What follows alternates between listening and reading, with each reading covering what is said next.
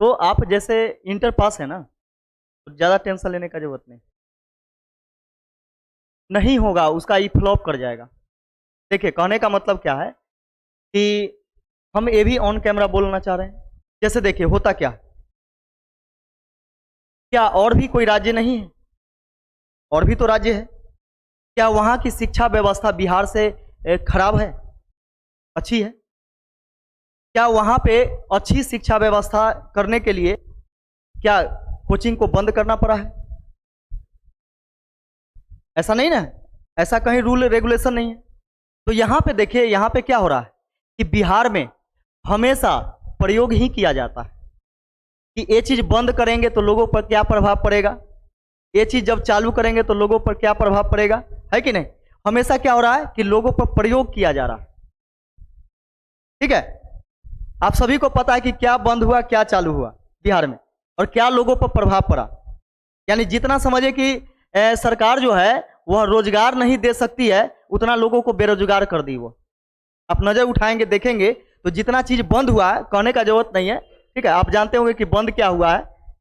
तो जितना चीज बंद हुआ है ना, जो चीज, उसमें सोचिए कि कितने लोग पहले जॉब जॉब करते थे दुकान वगैरह में। माने चले खुल करके हम बोलते हैं कि शराबबंदी में, हाँ शराबबंदी के खिलाफ हम भी हैं। शराबबंदी लागू होनी चाहिए, लेकिन पूर्ण शराबबंदी का बाद जो किया गया था यह ढोंग था। सही है कि नहीं? ढोंग इसलिए था क्योंकि आप जानते हैं कि पूर्ण शराबबंदी का मतलब क्या है कि कहीं मिलना नहीं चाहिए, है कि नहीं? लेकिन यह बिल्कुल भूत के तरह है, दिखता कहीं नहीं है लेकिन मिलता सब जगह ठीक है, तो सोचिए। तो कहने का मतलब क्या है कि पहले लोग जितना दुकान वगैरह किए हुए थे, जैसे मान के चले कि वाइन शॉप था, ठीक है, वाइन शॉप जितना था तो कम से कम एक शॉप में 3 4 5 लोग काम करते थे कि नहीं? लाखों शॉप था पूरे बिहार में। तो सोचिए कि लाखों में आप 5 से मल्टीप्लाई करिए, कम से कम 5 लाख लोग बेरोजगार हुए थे कि नहीं? बोलिए। जितना टैक्स पहले पियक्कर सबसे आता था और सरकार को मिलता था, जो कि मान के चले कि सरकारी सिस्टम में उसका यूटिलाइज होता था, क्या आज 1 रुपया भी शराब से आ रहा है? नहीं आ रहा है। लेकिन जो भी अब आ रहा है इनलीगली तरीके से, वह किसके पैकेट में जा रहा है? चोरू चक्का के पैकेट में जा रहा है। बात सही है कि नहीं?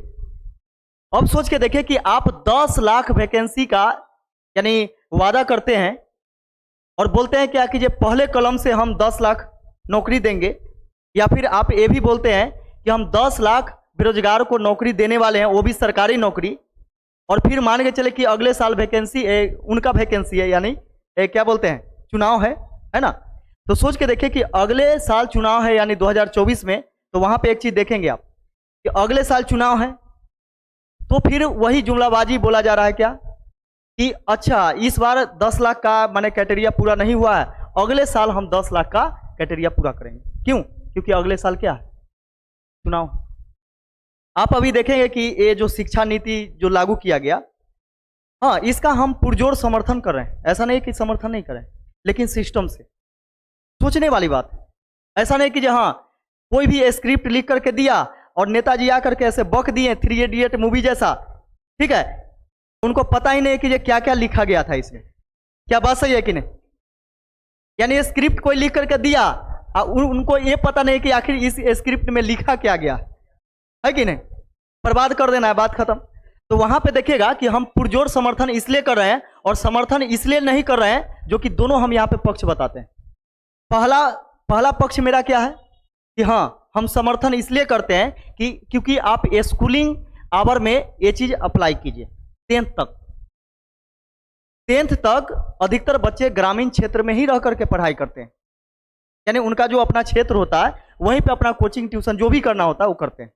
तो 10th तक के आपका चलेगा कि आप क्या करेंगे कि स्कूल में बच्चे को जबरदस्ती भेजेंगे ताकि उसका बुद्धि से लेकर के और संस्कार में सब चीज में विकास हो, उसके रूटीन में विकास हो, यानी हर चीज में विकास होगा। तो वहां पे हम समर्थन करेंगे 10th तक का, ठीक है।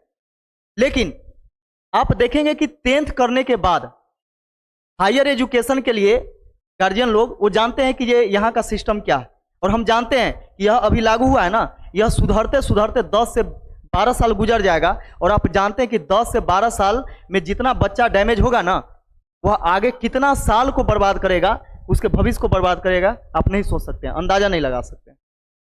क्योंकि बच्चा फंस के रह जाएगा कहाँ? कॉलेज या स्कूल के चक्कर में, गांव में।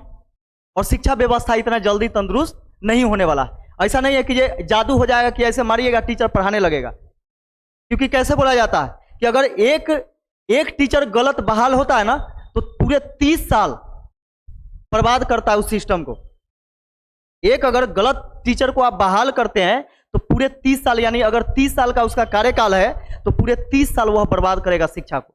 लेकिन एक लड़की अगर बिगड़ जाती है ना, एक लड़की अगर किसी घर का बिगड़ जाती है तो वह 3 जनरेशन को तबाह करती है।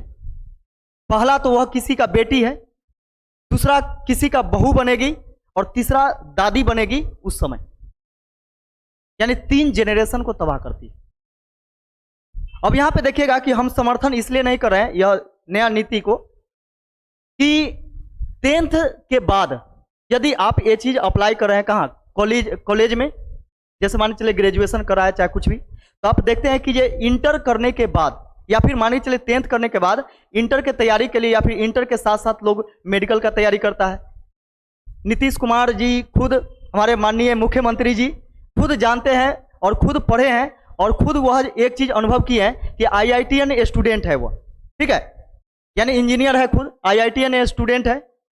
तो सोच के देखिए कि वह एक IITian होते हुए ये चीज वो खुद समझ सकते हैं कि बच्चा इंटर के साथ साथ क्या करता है, मेडिकल का भी तैयारी करता है, यानी नीट का भी तैयारी करता है। इंटर के साथ साथ वह IIT का भी तैयारी करता है, यानी विभिन्न चीजों का तैयारी करता है। और इंटर के बाद जो भी बच्चे होते हैं वह ग्रेजुएशन में कॉलेज नहीं जाते हैं, उससे यानी अपने जीवन को सेटल करने के लिए कहीं ना कहीं कंपटीशन का तैयारी करते हैं। क्या बात सही है कि नहीं? कंपटीशन वगैरह का तैयारी करते हैं। अब सोच के देखें कि कॉलेज और इधर उधर उलझ करके रह जाएंगे तो फिर वह एक्स्ट्रा जो शिक्षा लेते हैं वह नहीं ले पाएंगे। और आप देखते हैं कि ये बिहार का जो सिस्टम है ना, बिहार का ऐसा सिस्टम है, बिहार के लोगों का ऐसा माने हालत है जो कि ग्रेजुएशन के बाद, ग्रेजुएशन करने के बाद बच्चे को यानी कितने % गार्जियन है जो कि दम से पढ़ाते हैं? क्या बोलिए?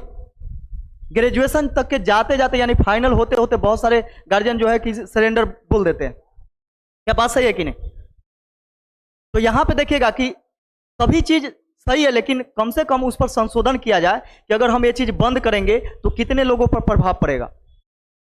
हम भी एक कोचिंग चलाते हैं तो देखिए हम लोगों पर क्या प्रभाव पड़ेगा।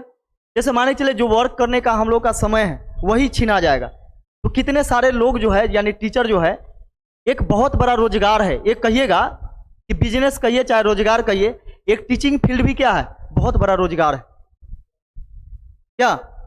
और न जाने कितने लाख लोगों का यानी कितने लाख शिक्षक का यह रोजगार छीनाएगा।